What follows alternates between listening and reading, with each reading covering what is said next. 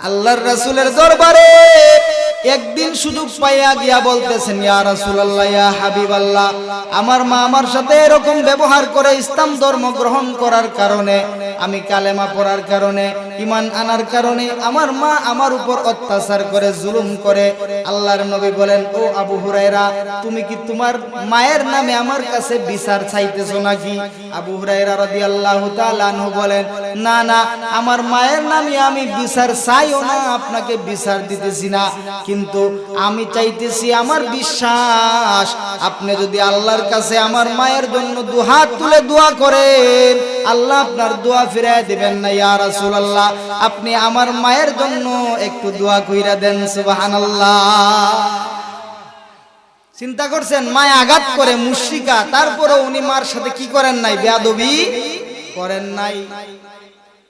আল্লাহর নবী হাত উঠাইছেন, আবু হুরায়রা রাদিয়াল্লাহু তাআলা আনহু একটা দৌড় দিবেন, সাহাবায়ে কেরাম জামা টাইনা ধরছে, ও আবু হুরায়রা কই যাও? বলে, আমারে ছাড়ো, আমি দেখব আমার বাড়িতে আল্লাহর রাসূলের দোয়া আগে পৌঁছায় নাকি আমার মায়ে আগে ঈমান আনে। সুবহানাল্লাহ। উনি দূরে গেছেন বাড়িতে, গিয়া দেখেন মা ডাক দিছে, কিরে আবু হুরায়রা নাকি? উনি আওয়াজ থেকেই বুঝা নিছেন যে এটার মধ্যে দিলের ভিতরে ঈমানের গন্ধ পাওয়া যায়, ঘ্রাণ পাওয়া যায়। সুবহানাল্লাহ। দরজা খুলিয়া বলতেছে, রে আবু হুরায়রা, আমার অনেক দেরি হয়ে গেছে, আমি অনেক জুলুম তোমার উপরে করছি, তোমার উপরে অনেক অত্যাচার করছি, আর করব না, আমি অনেক দেরি করছি, আমাকে তাড়াতাড়ি তুমি রাসূলের দরবারে নিয়ে মুসলমান বানায়া দাও। সুবহানাল্লাহ। এই ঘটনা দ্বারা আমরা কি বুঝলাম? মা বাবাকে আঘাত দেয়া যাবে না, কষ্ট দেয়া যাবে না, যদি তারা কাফের হয় তবু। মা বাবার উপরে, সন্তানের উপরে মা বাবার খেদমত ফরজ, কাফের হইল। কারণ কি? কারণ কি? বলে, সারা দুনিয়ার মানুষ মিলে যদি দোয়া করে, ওইটা আল্লাহর কাছে আগে কবুল হবে না। যদি গুনাহগার মায়ে দোয়া করে, ওই দোয়াটা আল্লাহর কাছে আগে সন্তানের বেলায় কবুল হবে। ফিরে যে দোয়া করে, আমরা ফিরসা বলতে বলে, গুনাহগার মায়ের দোয়া সন্তানের জন্য ওই পীরের আগে আল্লাহর কাছে কবুল হবে। সুবহানাল্লাহ। কারণ মায়ে যা দোয়া করে সন্তানের জন্য, আল্লাহ কি করেন? তা কবুল করেন। কি করেন? কবুল করেন। এই জন্য মায়ের মনে কি দেয়া যাবে না? জুড়ে বলেন, কষ্ট দেয়া যাবে না। বলে, কেন? বলে, মা বাবা আমাদের উপর এমন কিছু ইহসান করছেন, এমন কিছু দয়া করছেন, এমন কিছু ইহসান করছেন, দুনিয়ার কোন মানুষের সাথে তার তুলনা চলে না। মায়ে ফেটে বুঝা বইছে, মা আমাদেরকে প্রসব করছে, প্রসবের সময় কলস কলস রক্ত গেছে, রক্ত পানি করা বুকের দাও, বুকের দুধ পান করাই আমাদেরকে লালন পালন করছে। এমন আদর পৃথিবীর মধ্যে আর কেউ সন্তানকে করে না।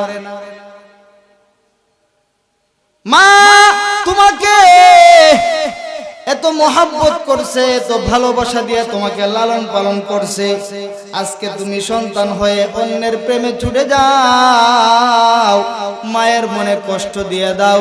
বলে, দুনিয়ার কোন মানুষ তোমার মায়ের মতো তোমাকে মহব্বত করে নাই, তোমার উপরে ইহসান করে নাই। মায়ের গুরুত্ব বোঝানোর জন্য আমার আল্লাহ নিজে উকিল হয়ে মায়ের পক্ষ থেকে পৃথিবীবাসীকে জানায়া দেয়, হামালাতুহু উম্মুহু কুরহা ওয়া ওয়াদাআতুহু কুরহা ওয়া হামলুহু ওয়া ফিসালুহু সালাসুনা শাহরা। ও পৃথিবীবাসী, ও পৃথিবীর সন্তানেরা, শুনিয়া রাখো, তোমার মা তোমাকে প্রসব করছে, তোমার মা তোমাকে দুধ পান করাইয়া পালছে, তোমার মা তোমাকে এত মহব্বত কইরা পারছে, তোমার মা তোমাকে দুধ পান করাইছে। এই মায়ের মনে তোমরা কোনোদিন কষ্ট দিবা না। এই মায়ের মনে কোনোদিন কষ্ট দিবা না, যেই মা তোমাদেরকে এত লালন পালন করছে, এত কষ্ট করছে, তোমাদেরকে এত মহব্বত করে পালছে। বলে, মায়ের পায়ের নিচে সন্তানের বেহেশত। সুবহানাল্লাহ বলেন। আরো জোরে বলেন সুবহানাল্লাহ। মায়ের পায়ের নিচে সন্তানের বেশ। আল্লাহর রাসূল বলেন আল জান্নাতু তাহতা আকদামিল উম্মাহাত, মায়ের পায়ের নিচে সন্তানের বেশ। পারো তো দুনিয়ার মধ্যে মায়ের সেবা করে তুমি জান্নাতটা দলিল কইরা লো। মায়ের সেবা কইরা খেদমত কইরা তুমি জান্নাতটারে কি করো? দলিল কইরা লো তোমার নাম। মায়ের পায়ের নিচে কার বেহেশত? জুড়ে বলেন সন্তানের বেহেশত। মা যার উপরে খুশি আল্লাহ তার উপরে খুশি। মা বাবা যার উপরে খুশি থাকেন স্বয়ং আল্লাহ তার উপরে খুশি হয়ে যান। মা বাবা যার প্রতি যেই সন্তানের প্রতি নারাজ, আসমানের মালিক আল্লাহ ওই সন্তানের উপর নারাজ হয়ে যায়। আল্লাহর নবী হাদিসে বলেন রাদাল উম্মি রাদাল ওয়ালিদি ফি রাদাল সাখাতুল উম্মি ফি সাখাতিল ওয়ালিদি। বলে আল্লাহর নবী বলেন মা বাবা যদি সন্তানের উপর অসন্তুষ্ট থাকে আসমানের মালিক আল্লাহ ওই সন্তানের প্রতি অসন্তুষ্ট হয়ে যান। আর মা বাবা যদি সন্তানের প্রতি খুশি থাকে আসমানের মালিক আল্লাহ ওই সন্তানের প্রতি খুশি হয়ে যান। সুবহানাল্লাহ। হযরতে আলকামা রাদিয়াল্লাহু তাআলা আনহু আল্লাহর নবীজির এক সাহাবী, উনার মা উনার প্রতি খুশি ছিল না। কি অবস্থা হইছে জানেন? বলে উনি ইন্তেকালের সময় হয়ে গেছে, সাকরাতে মউতের কষ্টের মধ্যে। এই সময় উনাকে তালকিন দেয়া হইতেছে, কালেমা তালকিন। আমরা মৃত্যুর সময় মানুষের কাছে গিয়ে কালেমা তালকিন দেই না? নবীর সাহাবী, এত দাম, তামাম দুনিয়ার মুমিনকে মিলাইলেও একজন সাহাবীর সমান দাম হবে না। এত সম্মানের সাহাবী, এত ইজ্জতের সাহাবী, মৃত্যুর সময় হয়ে গেছে, কালেমা উনার মুখ দিয়ে বের হয় না, কালেমা বের হয় না। আল্লাহর রাসূলের কাছে উনার স্ত্রী আয়েশা বলে ইয়া রাসূলুল্লাহ, ইয়া হাবিবাল্লাহ, আলকামার মৃত্যুর সময় হয়ে গেছে কিন্তু কালেমা তার মুখ দিয়ে বের হয় না। আল্লাহর রাসূল খোঁজ নেয়ার জন্য হযরতে আবু হুরায়রা রাদিয়াল্লাহু তাআলা আনহুকে পাঠাইলেন, হযরতে বেলাল রাদিয়াল্লাহু তাআলা আনহুকে পাঠাইলেন। ও বেলাল, যাও গিয়ে দেখো আমার সাহাবী আলকামার মুখ দিয়া কালেমা কেন বের হয় না। বেলাল রাদিয়াল্লাহু তাআলা আনহু গিয়া আলকামাকে তালকিন দিলেন কালেমার, কিন্তু না, উনার মুখ ভারী হয়ে আছে, কালেমা উনার জবান দিয়ে বের হয় না। আল্লাহর নবীর কাছে আয়েশা বলে ও আল্লাহর রাসূল, আমি তালকিন দিলাম আলকামার মুখ দিয়ে তো কালেমা বের হয় না। আমি তালকিন দিছি আলকামার মুখ দিয়ে তো কালেমা বের হয় না। বলে উনার কি মা জীবিত আছে দুনিয়ায়? বলে হ্যাঁ মা আছে, বাবা নাই। বলে মাকে বলো মা যদি আসতে পারে তাহলে আমার কাছে আসতো, আর যদি না আসতে পারে আমি স্বয়ং রাসূল তার কাছে যাব। মাকে খবর দেয়া হলো, আলকামার মাকে। আল্লাহর রাসূলের খবর শুনে আলকামার মা নিজেই আল্লাহর রাসূলের কাছে চলে আসলো। আল্লাহর নবী জিজ্ঞাসা করলেন, ও বৃদ্ধা মা, আলকামার মা, তোমার সন্তানের আমল কেমন ছিল, আখলাক কেমন ছিল, তুমি আমাকে একটু বলো। তোমার সন্তানের ব্যবহার কেমন ছিল, চাল চলন কেমন ছিল? বলে আমার সন্তান অনেক ইবাদত করত, আমার সন্তান অনেক নামাজ পড়তো, রোজা রাখতো, দান সদকা করত। আল্লাহর নবী বলেন তা তো বুঝলাম, তোমার ছেলের তোমার সাথে কেমন সম্পর্ক ছিল আমাদেরকে একটু বলো। বলে তা তো বুঝছি, নামাজ পড়ে, রোজা রাখে, যাকাত দেয়, সব করে। তোমার ছেলের তোমার সাথে কেমন সম্পর্ক ছিল আমাকে একটু বলো। এখন মা বলতে, আমার ছেলের সাথে আমার সম্পর্ক ভালো না। আমার সন্তান আমার উপরে তার স্ত্রীকে প্রাধান্য দেয়, আমার উপরে, আমি মায়ের উপরে, আমি তাকে কষ্ট করে লালন পালন করছি, গর্ভে ধারণ করছি, আমার উপরে আজকে তার স্ত্রীকে সে প্রাধান্য দেয়, আমার কথা শুনে না, সেই স্ত্রীর কথা শুনে। আল্লাহর রাসূল বলেন, ও সাহাবী, ও বেলাল, ওই যে মা আলকামার প্রতি অসন্তুষ্ট, আসমানের মালিক আল্লাহ অসন্তুষ্ট, তার মুখ দিয়া কালেমা বের হবে না যতক্ষণ পর্যন্ত তার মা তার উপরে খুশি হবে না, ততক্ষণ পর্যন্ত তার উপরে তার মুখ দিয়া কালেমা বের হবে না। ও বেলাল যাও যাও, শুকনা কিছু লাকড়ি দলা করো, শুকনা কিছু লাকড়ি জমা করো, আমি ওই আলকামাকে ওই লাকড়ির আগুনের মধ্যে নিক্ষেপ করব। মা কেমন দরদি, মা তো দরদি, সন্তানকে মহব্বত করে ভালোবাসে। মা ডাক দিয়া বলে, ইয়া রাসূলুল্লাহ, ইয়া হাবিবাল্লাহ, ওগো আল্লাহর নবী, আমার সন্তানকে আগুনের মধ্যে ফালাইবেন আমার চোখের সামনে, আমি মা সহ্য করতে পারবো না, আমি মা তো দুনিয়ায় থাকতে পারবো না, আমি মা তো সহ্য করতে পারবো না। আল্লাহর নবী বলেন, তুমি তাহলে জাহান্নামে তোমার ছেলে জ্বলবে, কালেমা না পড়ে মৃত্যুবরণ করলে তা কেমনে সহ্য করবা? দুনিয়ার আগুনের চেয়ে কোটি কোটি গুণ পাওয়ারফুল আগুন এসে পড়বে, ও মা তুমি কেমনে সহ্য করবা? মা ডাক দিয়ে বলতেছে, আপনাকে সাক্ষী রেখে, আল্লাহকে সাক্ষী রেখে, সবাইকে সাক্ষী রেখে, ইয়া রাসূলুল্লাহ, ইয়া হাবিবাল্লাহ, আমি আমার সন্তানকে মাফ করিয়া দিলাম। সুবহানাল্লাহ, জোরে বলেন সুবহানাল্লাহ। এটা হলো মায়ের মন, শত কষ্ট পাইলেও মা মাফ করিয়া দেয়। আমি মাফ করিয়া দিলাম। আল্লাহর নবী বেলাল রাদিয়াল্লাহু তাআলা আনহুকে পাঠাইলেন, ও বেলাল যাও, এবার গিয়া দেখো আলকামা কালেমা পড়ে কিনা। বেলাল রাদিয়াল্লাহু তাআলা আনহু গিয়া দেখেন, মা যে সন্তানের প্রতি খুশি হইছে, মা যে সন্তানকে মাফ করিয়া দিছে, সাথে সাথে আল্লাহর নবীর সাহাবীর মুখ দিয়ে কালেমা বের হয়ে গেছে। চিন্তা করছেন, মা যদি অসন্তুষ্ট থাকেন তাহলে মৃত্যুর সময়ও মুখ দিয়া কালেমা আসেন। মায়ের দিলে অনেক মায়া, মায়ের অনেক ইহসান। বাবা আমাদেরকে অনেক মহব্বত করেন। আমরা যখন হাঁটতে পারতাম না, বাবা কিন্তু আমাদেরকে ধরে ধরে হাঁটা শিখাইছেন। আমরা যখন কথা বলতে পারতাম না, বাবা কিন্তু আমাদেরকে কথা বলা শিখাইছে। আমরা যখন খাইতে পারতাম না, বাবা আমাদেরকে লুকমা বানায় বানায় খাওয়াইছে। আমাদের পকেটটা তার পকেট বানাইছে, তার পকেটটা আমাদের পকেট বানাইছে।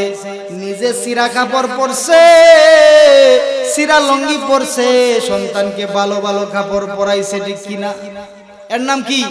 বাবা।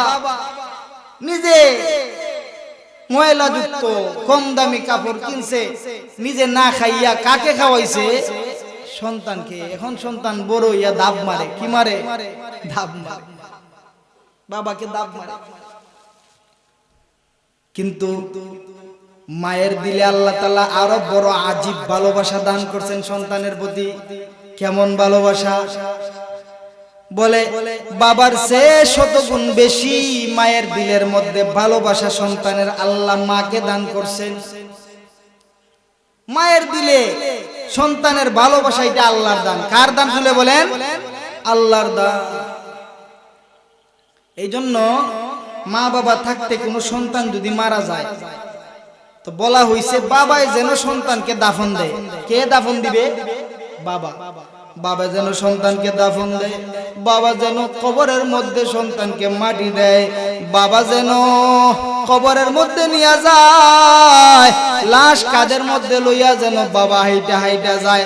আল্লাহর নবী নিজে নিজের সন্তানদেরকে কবরে নাইমা দাফন দিয়েছেন। পৃথিবীর বাবার জাতকে আল্লাহ তাআলা আদেশ করছেন, সন্তান যদি বাবার কাছে মারা যায়, বাবা যেন সন্তানকে দাফন দেয়, কবরের মধ্যে মাটি দেয়। কিন্তু আল্লাহ তাআলা পৃথিবীর কোন মায়ের জাতকে এই ঘোষণা করেন নাই, এই আদেশ করেন নাই কবরের পরে যাওয়াই মহিলাদের জন্য সন্তানের কবরের পরে যাওয়া হারাম করছেন, ঠিক কিনা? হারাম করছেন না? আমরা মহিলারা কি যায় কেউ মরলে? না। কেন? কারণ কি? কারণ জানেন কেন নিষেধ করলেন? বলে মায়ের দিলে এত মায়া, এত মহব্বত আল্লাহ তাআলা দান করছে। বাবা আর মায়ের ভালোবাসাটা হলো আসমান জমিনের তফাৎ। মায়ের দিলে এত ভালোবাসা। বাবা তো কবরের মধ্যে সন্তানকে রাইখা দু পারে হাত দিয়া কবর থেকে উঠা যায় লাফ দিয়া। কিন্তু আল্লাহর নবী বলেন, মা যদি কবরের মধ্যে যায়, সন্তানের লাশ নিয়া মাও সন্তানের সাথে কবরে মরে যাবে। মার ক্ষমতা নাই যে সে কবর থেকে জীবিত উঠে আসবে, কবরের পরে দাঁড়াইয়াই তার ইন্তেকাল হয়ে যাবে। কারণ এই ভালোবাসাটা কার দান জুড়ে বলেন? আল্লাহর দান। সন্তানের প্রতি মায়ের ভালোবাসা অনেক বেশি। এত ভালোবাসা, এত মহব্বত, এই জন্য আল্লাহ বলেন ওয়াবিল ওয়ালিদাইনি ইহসানা। ওরে পৃথিবীর সন্তানেরা, তোমার মায়ের তোমাকে অনেক মহব্বত কইরা লালন পালন করছে, তোমার মায়ের দিলে তোমার প্রতি অনেক মায়া। সাবধান সাবধান, ওই মাকে কোনোদিন কষ্ট দিবা না, ওই মায়ের সাথে খারাপ ব্যবহার করবা না, ওই মাকে ধমক দিয়ে কথা বলবা না, ওই মায়ের প্রতি রাগ দেখাইবা না, ওই মায়ের সাথে তুমি নম্র ভাষায় কথা বলবা, সুন্দর আচরণ করবা, সুন্দর আচরণ করবা, ভালো ব্যবহার করবা। এটা কার নির্দেশ জুড়ে বলেন? আরো জুড়ে বলেন কার নির্দেশ? আল্লাহর নির্দেশ। আল্লাহর একটা ফয়সালা, আল্লাহর ইবাদত যেন আমরা করব। আরেকটা ফয়সালা হলো মা বাবার খেদমত করব। মা বাবার কি করব? খেদমত করব। মা বাবাকে আল্লাহ তাআলা সন্তানের প্রতি এত মায়া দিবেন যে বাবা সন্তানকে খুব মহব্বত করছে, আদর মহব্বত কইরা লালন পালন করছে, মায়ের সন্তানকে আদর মহব্বত কইরা লালন পালন করছে। এই জন্য মা যদি বেজার হয়, বাবা যদি বেজার হয়, আসমানের মালিক আল্লাহ সন্তানের উপর বেজার হয়ে যায়। মা বেজার, মা খুশি না, আল্লাহ কি বেজার। যাদের মা নাই, যাদের মা নাই তাদের কি অবস্থা? বলে মা নাই, নিজ হাতে মাকে কবরের মধ্যে রাখছেন, নিজ হাতে মায়ের কবরে মাটি দিছেন, নিজ হাতে মা বাবাকে কবরের মধ্যে রাইখা আসছেন। অন্ধকার রাত্রে মা একা একা কবরে থাকে, আপনি আর যাইতে পারেন না। অন্ধকার রাত্রে, বৃষ্টির রাত্রে বাবা মাকে কবরের মধ্যে রেখে আসছেন, বাবা মা তাকে, আপনি তো খবর রাখেন না। এমন যারা আছেন যাদের মা বাবা বর্তমানে দুনিয়ায় নাই, আল্লামা ইকবালের মতো আপনাদের খেদমত করতে মন চায়, মা বাবাকে কাপড় কিনে দিতে মন চায়, মা বাবার পাটা টিপা দিতে মন চায়, মাকে এক লুকমা তুলায় খাওয়াইতে মন চায়, কিন্তু খাওয়াইতে পারেন না। এমন আমাদের মধ্যে অনেক আছে না, যে মাও নাই বাবাও নাই, অনেক মন চায়, আগ্রহ আছে যে বাবা মাকে খাওয়াইবে, কিন্তু পারে না। ও আল্লামা ইকবালের মতো তার দিলে ব্যথা। আল্লামা ইকবাল উনি যখন অসহায় ছিলেন, পড়ালেখা করতেন, উনার বাবা মা মারা গেছে, উনার মা মারা গেছে। উনি যখন স্বাবলম্বী হইলেন, উনার মাকে আর উনি পাইলেন না। উনি মায়ের কবরের পরে দাঁড়ায় দাঁড়ায় কান্দে আর বলে, উম্র ভর তেরে মোহব্বত মেরি খিদমত কর রহি, उम्र भर तेरे मोहब्बत मेरी खिदमत कर रही, मैं तेरा खिदमत के काबिल जब हुआ तो चल बसी, मैं तेरा खिदमत के काबिल जब हुआ तो चल बसी। हाय माँ, এখন আমার সামর্থ্য আছে, স্বাবলম্বী আমি, তোমাকে একটা কাপড় কিনে দিতে পারবো, তোমাকে এক লুকমা খাওয়াইতে পারবো, তোমার চুল আশ্রিয়ে দিতে পারবো, তোমার কাপড় দৌত করে দিতে পারবো, তোমাকে মন মতো খাওয়াইতে পারবো। ও মা, আজকে তুমি দুনিয়ার মধ্যে নাই, তুমি খেদমত কইরা আমাকে পালছো, তুমি আমাকে জন্ম দিছো, মায়া কইরা আমাকে বড় করছো, এখন আমি স্বাবলম্বী হইছি, আর তুমি আমাকে ছেড়ে কবরে চলে গেছো। এমন যারা আছে তাদের জন্য কি করণীয় বলবো একটু পরে। এখন শুনেন, যাদের মা বাবা আছে তাদের ঘরে জান্নাত আছে। কি আছে? জোরে বলেন, কি আছে? জান্নাত আছে। আল্লাহর নবী হাদিসে বলেন, হুমা জান্নাতুকা ওয়া নারুকা, এই মা বাবা তোমার জান্নাত, এই মা বাবা তোমার জাহান্নাম।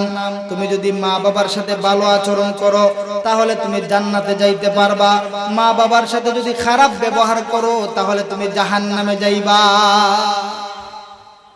মা বাবার সাথে যদি ভালো ব্যবহার করো তাহলে কোথায় যাইবা? জান্নাতে। আর যদি খারাপ ব্যবহার করো জাহান্নামে যাইবে। আল্লাহর রাসূল আরো শক্ত করে বলছেন, সালাসুন লা ইয়ানজুরুল্লাহু ইলাইহিম ফি ইয়াউমিল কিয়ামা, বলে তিন ব্যক্তি এমন আছে যাদের দিকে হাসরের ময়দানে হাসরের মাঠে আল্লাহ তাআলা তাকাবেন না, আল্লাহ তাআলা নজর দিবেন না। এমন তিন ব্যক্তি আছে। বলে এক নম্বরে হলো আকুল ওয়ালিদাইন, যে পিতা মাতার অবাধ্য, মা বাবার অবাধ্য, মা বাবাকে কষ্ট দিছে, ওই সন্তানের প্রতি আসমানের মালিক আল্লাহ হাসরের মাঠে তাকাবেন না। কত বড় ধমক দিছে আল্লাহ, ওই সন্তানের প্রতি তাকাবেন না।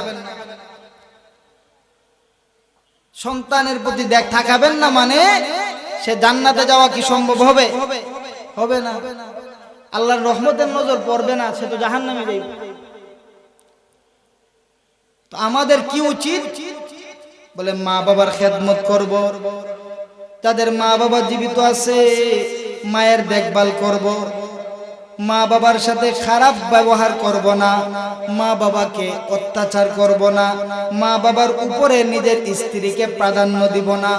মা যদি আমার জালেম হয়, মা যদি আমার খারাপ হয়, মা যদি আমার মুশরিকা হয়, তারপরেও মা বাবার খেদমত করা আমাদের উপরে ফরজ।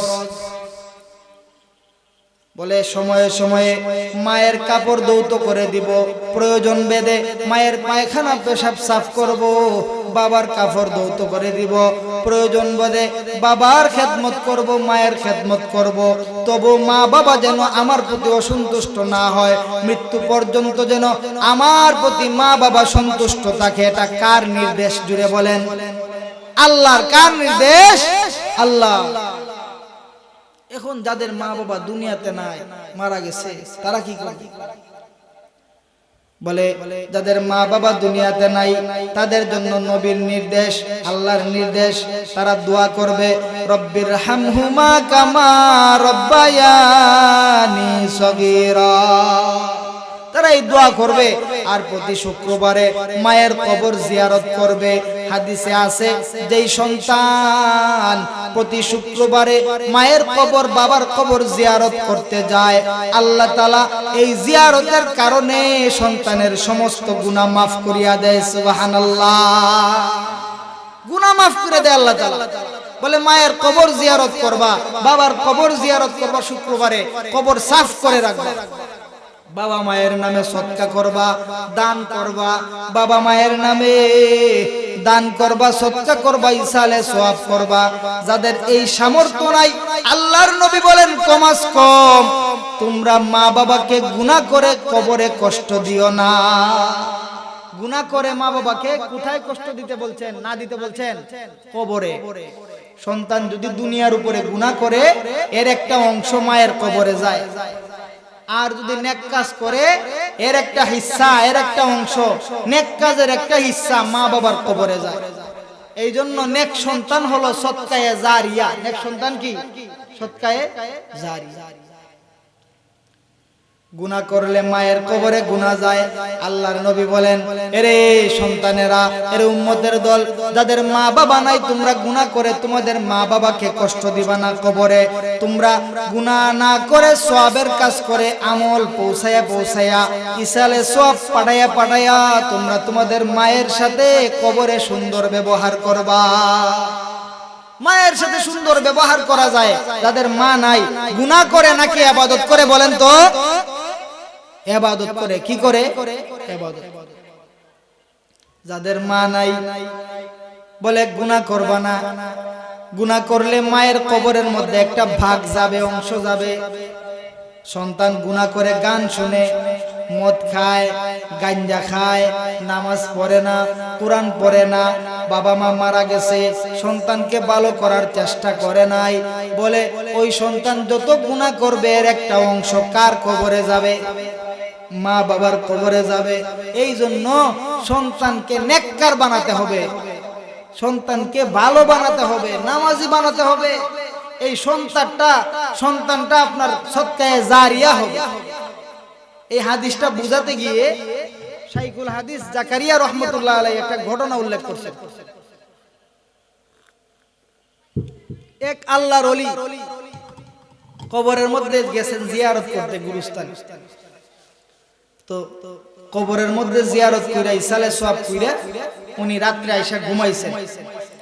তো দেখেন ঘুমের মধ্যে স্বপ্নে ফেরেশতারা উনার ইসালে সওয়াবের সওয়াবটাকে নিয়ে ত্রাণ এইভাবে আমরা পুটলার মধ্যে নিয়ে আসে, ওইভাবে নিয়ে আসছে, সওয়াব বন্টন করে দিবে গুরুস্থানে মুর্দাদেরকে।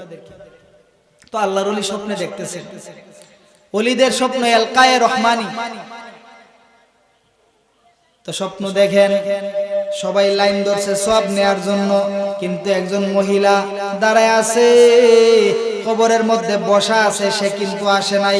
উনি জিজ্ঞাসা করলেন, ও মা, তুমি কেন সওয়াব নিতে আসো নাই? তোমার কি সওয়াবের প্রয়োজন নাই? বলে, আমার সওয়াবের প্রয়োজন আছে, কবরের মধ্যে সওয়াবের প্রয়োজন আছে, কবরের মধ্যে তো আপন কেউ নাই, তবে আমার সন্তান আছে দুনিয়াতে, ওই সন্তান প্রতিদিন কোরআন তেলাওয়াত করে আমার কবরে সওয়াব পাঠায়, আমার কবর আলোকিত হয়ে যায়, আমার এক্সট্রা সওয়াবের প্রয়োজন হয় না, আমি এত সওয়াবের পেরেশানি করি না, আমার ভাগে যা আছে ফেরেশতা আমাকে এমনিতেই দিবে। আমার সন্তান আছে দুনিয়ায় নেক সন্তান, ওই সন্তান কোরআন তেলাওয়াত করে, তার কোরআন তেলাওয়াতের সওয়াব দ্বারা আমার কবরটা আলোকিত হয়ে যায়। সুবহানাল্লাহ। সন্তানে কবরের মধ্যে কি করে? দুনিয়ার মধ্যে কোরআন তেলাওয়াত করে মার নামে সওয়াব পাঠায়, আর মা কবরে বইসা বইসা উপভোগ করে। আল্লাহর ওলি জিজ্ঞাসা করলেন, ও মা, তোমার বাড়ি কোথায়? বলে, অমুক স্থানে। বলে, আল্লাহর ওলি, অমুক স্থানে একটা দোকানের মধ্যে অমুক বাজারে আমার সন্তান বইসা বইসা কোরআন তেলাওয়াত করে। বলে, তোমার স্বামীর নাম কি? বলে, এই। তোমার সন্তানের নাম কি? বলে, এই। আল্লাহর ওলি ঘুম থেকে উঠে তাহাজ্জুদ পড়ে, আল্লাহর ওলি ফজরের নামাজ পড়ে রওনা দিলেন ওই সন্তানের খুঁজে। বাজারে গেলেন, যেই দোকানের কথা বলছে ওই দোকানের মধ্যে গেলেন, গিয়া দেখেন একটা সন্তান সত্যি সত্যি বসে কোরআন তেলাওয়াত করতেছে। সুবহানাল্লাহ। দোকানের মধ্যে বসে আমরা কি করি? মোবাইল টিপাই, গান শুনি, আর ওই সন্তান মায়ের জন্য বসে বসে কোরআন তেলাওয়াত করে। সুবহানাল্লাহ। কেমন নেক সন্তান।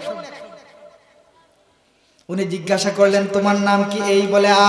তোমার বাবার নাম কি? এই। বলে, হা। বলে, আসো ভাই, আমার বুকে আসো। এই যে তুমি বইসা বইসা কোরআন তেলাওয়াত করতেছো, তোমার মা কিন্তু এর সওয়াব পাইতেছে কবরে। সুবহানাল্লাহ। আল্লাহর ওলি আরো কিছুদিন পরে আবার ওই কবর জিয়ারত করছেন, করার পরে ঘুমাইছেন, ঘুমায় আবার স্বপ্ন দেখতেছেন যে ওই মহিলাটা যে নাকি সওয়াব নেয়ার জন্য আগে আসছিল না, সে এখন সবার আগে আইসা লাইনে দাঁড়াইছে সওয়াব নেয়ার জন্য। তুমি জিজ্ঞাসা করলেন, এখন কি ব্যাপার? তুমি তো আগে আসছিল না, এখন দেখি সওয়াব নেয়ার জন্য আসছো। বলে, আল্লাহর ওলি, মনে রাখবেন, দুনিয়ার মধ্যে সূর্য উদয় হলে যেমন জমিন আলোকিত হয়ে যায়, আসমানে সূর্য উদয় হয়, জমিন আলোকিত হয়ে যায়, কবরের মধ্যে যদি কেউ ইসালে সওয়াব করে সওয়াব পাঠায়, ঠিক তদ্রূপ ভাবে কবরগুলো আলোকিত হয়ে যায়। সুবহানাল্লাহ। কবরগুলো আলোকিত হয়ে যায়। আমার সন্তান কোরআন তেলাওয়াত করত, আমি মায়ের কোনো পেরেশানি ছিল না, চিন্তা ছিল না। যেই সন্তান কোরআন পড়ে আমার কবরে সওয়াব পাঠাইতো, আজকে ওই সন্তান দুনিয়াতে নাই, ওই সন্তান মারা গেছে। ওই সন্তান মারা গেছে, এখন আমার সওয়াবের প্রয়োজন, এই জন্য আসছি। এই ঘটনা দ্বারা শাইখুল হাদিস জাকারিয়া রাহমাতুল্লাহ আলাইহি বুঝাইছেন যে এই মানুষটা নেক সন্তান রাইখা যাইবে, সে যত ইবাদত করবে, সওয়াব করবে, সব কিছুর একটা অংশ মা বাবার কবরে। আর যদি গুনাহগার সন্তান রাইখা যায়, সন্তান যত গান শুনবে, যত সিনেমা দেখবে, যত টিভি দেখবে, যত খারাপ কাজ করবে, যত মেয়েদের সাথে কথা বলবে, বেপরদা মেয়েদেরকে দেখবে, সব কিছুর একটা গুনার অংশ মা বাবার কবরে যাবে। এটা বুঝানোর জন্য উনি এই হাদিসটা উল্লেখ করেছেন। ولا تقل لهما اف ولا تنهرهما وقل لهما قولا كريما। আমাদের মধ্যে অনেকে আছে মা বাবা বৃদ্ধ হওয়ার কারণে তারা একটু ডিস্টার্ব করে সন্তানদেরকে, তাদের ইচ্ছা বেড়ে যায়, আশা বেড়ে যায়, তাদের একটা খাসলত হয় ছোটদের মতো, বেশি বেশি কথা বলে দিচ্ছে। বুড়া মা বাবা যাদের আছে তারা কি সব সময় কি বলে, বেশি বেশি কথা বলে, সন্তানকে বারবার ডাকে, বলে এই অবস্থায় তুমি তোমার মায়ের প্রতি বিরক্ত হয়ে আল্লাহ বলেন উফ শব্দটাও বইল, উফ ইস রে থাকতে পারতেছি না, এই রকম কথা বলা যাবে? যাবে না। ওয়ালা তাকুল্লাহুমা উফিউ ওয়ালা তানহারহুমা ওয়া কুল্লাহুমা কাওলান কারীমা। মায়ের পেটে বোঝা বইছে, তোমাকে যেদিন প্রসব করছে কলস কলস রক্ত গেছে, মা বেহুশ হয়ে মাটিতে পড়ে গেছে, তোমার কান্নার আওয়াজে মায়ের হুঁশ ফিরে আসছে। নিজের জীবনের বিনিময় হলেও তোমার জীবনকে কামনা করছে, নিজে মরতে চাইছে, মরার জন্য প্রস্তুত হয়ে গেছে, তবু তোমার মৃত্যু কামনা করে নাই, তোমার জীবন কামনা করছে। এমন দরদি মা। কত মানুষ দেখছি বায়ে দুনিয়ায়,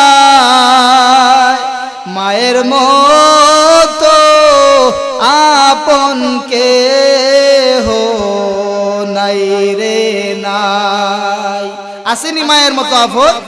কত মানুষ দেখছি বায়ে দুনিয়ায়, মায়ের মতো আপন কেহ নাই রে নাই। 10 মাস 10 দিন গর্ভে ধারণ করিয়া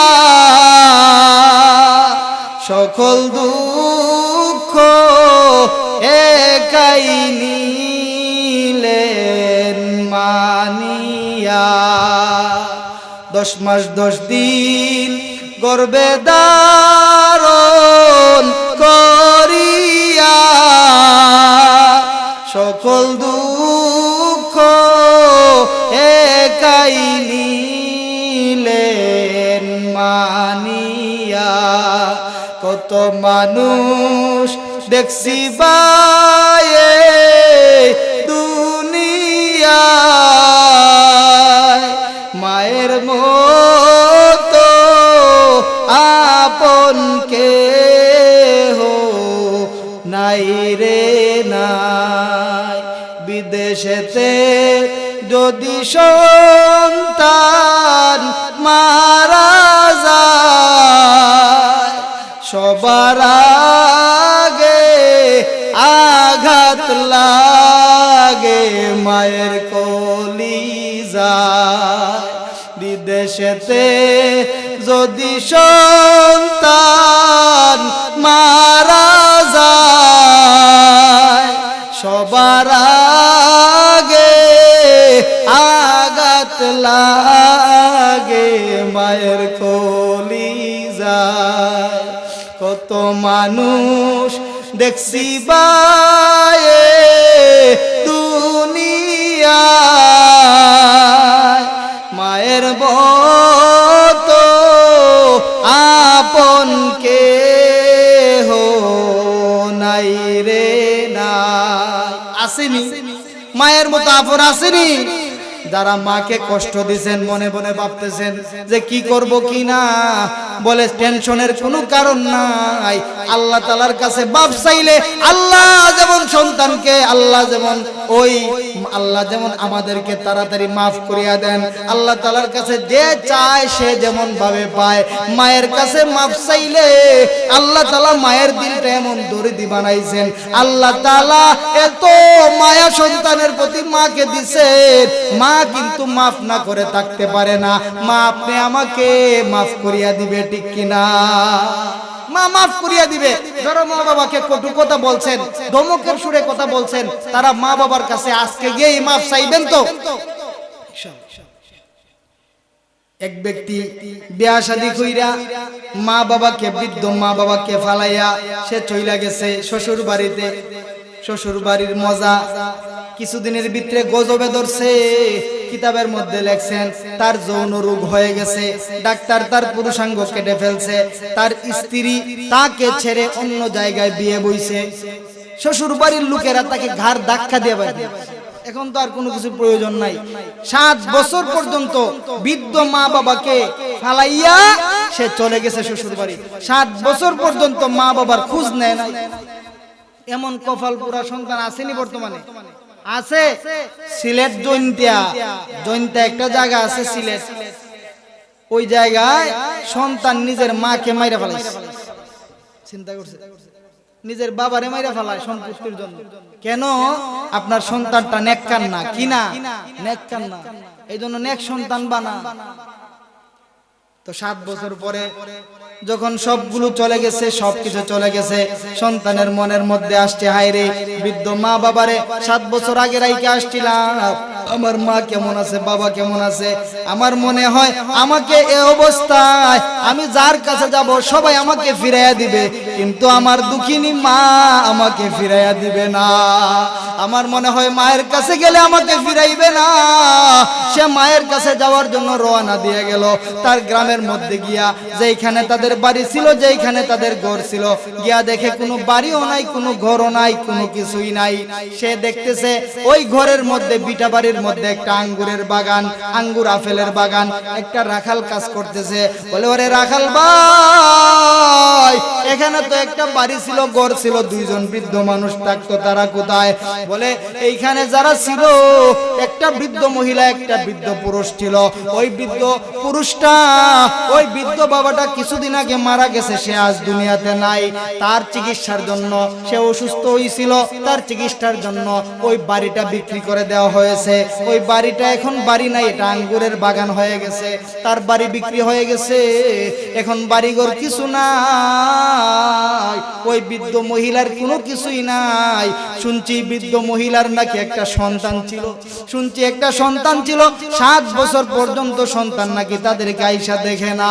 ওই বৃদ্ধটা বড় কষ্টে, সন্তানের মায়ায় কাঁদতে কাঁদতে, সন্তানের বিরহে কাঁদতে কাঁদতে বৃদ্ধের 2টি চোখ নষ্ট হয়ে গেছে।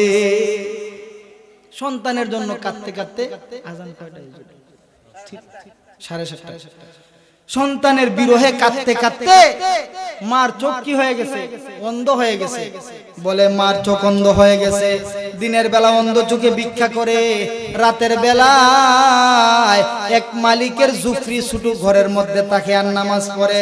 বলে, ওরে সন্তান, ওই সন্তানকে যদি আমি পাইতাম, আমি রাখাল আঙ্গুরগুলো না খাইতে, আঙ্গুরের ডালপালা না খাইতা, ওই সন্তানের, ওই অবাধ্য ছেলের হাত পা কেটে দিতাম। মাকে কি এত কষ্ট দেওয়া যায়? বাবাকে কি এত কষ্ট দেওয়া যায়? অন্ধ মহিলা সারাদিন ভিক্ষা করে, রাতের বেলায় একজন আরেকজনের ঘরের মধ্যে থাকে, জুফরি ঘরের মধ্যে। সে কেমন সন্তান, মা বাবার খোঁজ নেয় না। আমি যদি তাকে পাইতাম, তার আঙ্গুল হাত পা কেটে দিতাম, একটাও জায়গায় রাখতাম না। রাখালের মুখে নিজের ভর্ৎসনা শুনে এবার তার দিলটা একেবারে ভেঙে গেছে। হায় রে কি করলাম রে, হায় রে কি করলাম রে, মা বাবারে এত কষ্ট দিলাম রে, বাবাও নাই, এখন মাকে কিভাবে পাইবো? রাখালকে বলে, ও রাখাল ভাই, আমার ওই যে মহিলা, বৃদ্ধ মহিলা, তাকে আমি কিভাবে পাবো? বলে, রাত্রি বেলায় ওই বাড়ির মধ্যে যাইবা, গিয়ে জুফরি ঘরের মধ্যে ওই বৃদ্ধ মহিলাকে পাইবা। যুবক এবার আস্তে আস্তে হাঁটে, ভাবতে ভাবতে রাত্রি বেলায় বুড়ির দরজার কাছে গিয়া দাঁড়াইলো।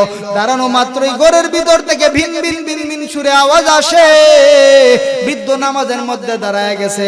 বৃদ্ধা নামাজের মধ্যে দাঁড়াইয়া নামাজ শেষ কইরা আল্লাহর কাছে 2টি হাত বাড়াইয়া দিছে। হাত বাড়াইয়া বলতেছে, ও মালিক, কিছুদিন আগে স্বামী কেড়ে নিলা, বিটা বাড়ি ছিল, বিটা বাড়িও কেড়ে নিলা, 2টা চোখ ছিল দেখতাম, ওই চোখগুলো তুমি কেড়ে নিলা, চোখ 2টো কেড়ে নিলা। ওগো মালিক, এতে আমার কোনো আফসোস নাই, এতে আমার মনে কোনো দুঃখ নাই, এতে আমার মনে কোনো পেরেশানি নাই। ওগো মালিক, বিটা বাড়ি নিয়ে অন্যের বাড়িতে থাকতে দিলা, দিনের বেলায় আন্ধা বিন্দু ভিক্ষুক আমাকে বানাইলা, এতে আমার কোনো পেরেশানি নাই, আমার মনে কোনো দুঃখ নাই। ওগো মালিক, আমার স্বামী মারা যাওয়ার পরে আমার স্বামীকে গ্রামের মানুষেরা মিলে জানাজা দিছে, দাফন দিছে, কবরের মধ্যে নিয়ে নামছে, আমার সন্তান ছিল না।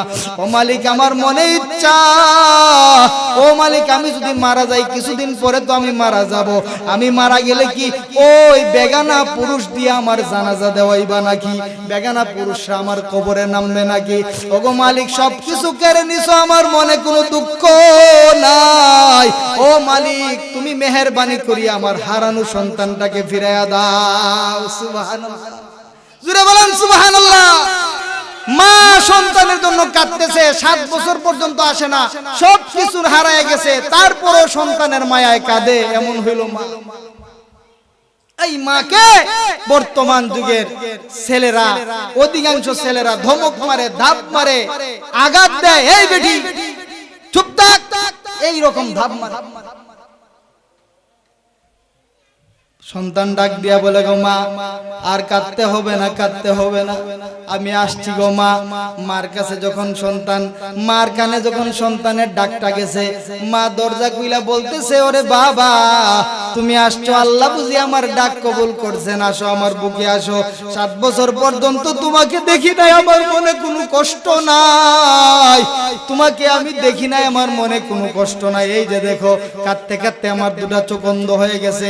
7 বছর আগে তোমাকে দেখছিলাম, এখনো দেখি নাই, আর আজকেও দেখতে পারবো না। আসো বাবা, আমার বুকে আসো, আমার দুর্বল টুটগুলো তোমাকে চুমো খাবে, আমার বুকে আসো। আমি তোমাকে প্রয়োজন হলে দিনের বেলায় ভিক্ষা করে লালন পালন করব। ও বাবা, তারপরেও তুমি আমাকে সাইরা যাইও না। সুবহানাল্লাহ, এত মায়া ওই মায়ের। আল্লাহ বলেন, ওয়াকুল্লাহুমা কাউলান কারীমা, যে তো মায়া মায়ের দিলে আমি আল্লাহ তাআলা দিলাম, এত মায়া তোমাদের প্রতি দিলাম। ওরে আমার বান্দারা, ওই মাকে কোনোদিন তোমরা কষ্ট দিবা না, ওই মায়ের মনে কোনোদিন আঘাত দিবা না, ওই মায়ের উপরে তোমরা বউকে তোমরা কোনোদিন প্রাধান্য দিবা না। যদি তোমাদের মা মারা যায়, তাহলে রব্বির হামহুমা কামা রব্বায়ানি সগীরা বলে দোয়া করবা। ওরে সন্তানেরা, সাবধান সাবধান, ওই মার মনে তোমরা কোনোদিন আঘাত দিও না, কষ্ট দিও না। তোমরা কি জানো, আমি আল্লাহ মায়ের মনে কষ্ট দিলে তোমাদের উপর নারাজ হয়ে যাব। আমরা কি চাই আল্লাহ আমাদের প্রতি নারাজ হইতেন? না, আমরা চাই খুশি হইতেন। मैं ढूंढ रहा कहा है दरबार इलाही, मैं ढूंढ रहा कहा है दरबार इलाही, मोहब्बत में तेरा दम बदम रखना है मौला, मोहब्बत में तेरा दम बदम रखना है मौला, मोहब्बत में तेरा दम बदम रखना है मौला, तेरा नाम में जीना है, तेरी नाम में मरना, तेरा नाम में जीना है, तेरी नाम में जीना, तेरा नाम में मरना है, तेरा नाम में जीना। हमें तो दोस्त बना ले, हमें तो मस्ती बना दे, हमें तो दोस्त बना ले, हमें तो मस्ती बना दे, हमें तो यार बना ले, हमें तू प्यार बना ले, हमें तू यार बना ले, हमें तू प्यार बना ले। तू खुदावंदे अमीनी, तू खुदावंदे शिमाली, तू खुदावंदे अमीनी, तू खुदावंदे शिमाली, तू खुदावंदे अरादी, तू खुदावंदे समावी, तू खुदावंदे अरादी, तू खुदावंदे समावी, तू खुदा मालिक फिरदौस, खुदा खालिक तू नार, तू खुदा मालिक फिरदौस, खुदा खालिक तू नार, तू नाफरमानों के रहमान, तू गुनाहगारों के गफ्फार, तू नाफरमानों के रहमान, तू गुनाहगारों के गफ्फार। আল্লাহু আকবার, আরো জোরে বলেন আল্লাহু আকবার। আমাদের ইচ্ছা, আমাদের আশা, দুনিয়ায় আশাটাই হলো আল্লাহকে খুশি রাখার জন্য, আল্লাহকে খোঁজাখুঁজি করার জন্য। আল্লাহ যেহেতু বলছেন, আল্লাহর রাসূল যেহেতু বলছেন, আমাদের ঘরে আমাদের জান্নাত আছে, আমাদের ঘরে আমাদের জান্নাত আছে, ওই মায়ের খেদমত করে যেন আমরা জান্নাতটা অর্জন করতে পারি। সহজ পদ্ধতি, মায়ের খেদমত যদি করতে পারি, মাকে যদি খুশি রাখতে পারি, তাহলে অটোমেটিকলি আল্লাহ আমাদের প্রতি খুশি হয়ে যাবেন। সুবহানাল্লাহ। তাহলে আল্লাহকে খুশি করার এর চেয়ে আরো সহজ তরিকা আসেনি? নাই তো। কত সহজ। এখন আমাদের মধ্যে অনেকে আছে, মা বাবাকে জাগার জন্য, সম্পত্তির জন্য মা বাবার উপরে নির্যাতনের স্টিম রুলার চালায়। মা বাবার জীবদ্দশাই কেন তাকে জায়গা সম্পত্তি লিখে দেয়া যায় না? এরকম মানসিক চাপ দেয়। কি চাপ দেয়? মানসিক চাপ দেয়। এই রকম অত্যাচার, এই রকম খাসকাবার যারা মা বাবার সাথে করে, তারা কি বাধ্য সন্তান? জুড়ে বলেন, তারা কি বাধ্য সন্তান? যারা মা বাবাকে ধমক দেয়, তারা কি বাধ্য সন্তান নাকি অবাধ্য সন্তান? অবাধ্য। জুড়ে বলেন, অবাধ্য সন্তান কিনা? তাদের প্রতি কি আল্লাহ খুশি থাকবেন না বেজা? তারা মরলে কি জান্নাত পাইব?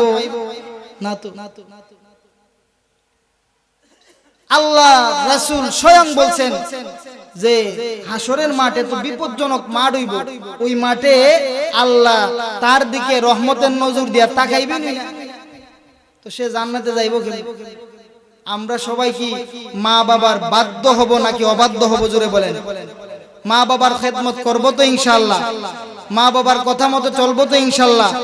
তবে হ্যাঁ, একটা জিনিস বাকি রইছে, মা বাবা যদি গুনাহের আদেশ করেন, সন্তানকে বলেন দাড়ি কাটো, তোমাকে সুন্দর দেখায় না, এই জিনিসটা মানা যাবে না, এই জিনিসটা মানা যাবে না। মা বাবা যদি বলে নামাজে যাইও না, এই জিনিসটা মানা যাবে না। মানে আল্লাহর নাফরমানি হবে এমন কোন কাজের আদেশ মা বাবার মানা যাবে না। এছাড়া যত শরীয়তের ভিতরে আদেশ দিবেন মা বাবা, আমরা এটা মানতে বাধ্য। আল্লাহ তাআলা যেন আমাদেরকে মা বাবার খেদমত করে আল্লাহর জান্নাত হাসিল করার তৌফিক দেন। সকলে বলুন আমিন। ওয়া আখিরু দাওয়ানা আনিল হামদুলিল্লাহি রাব্বিল আলামিন। আসসালামু আলাইকুম ওয়া রাহমাতুল্লাহি ওয়া বারাকাতুহু।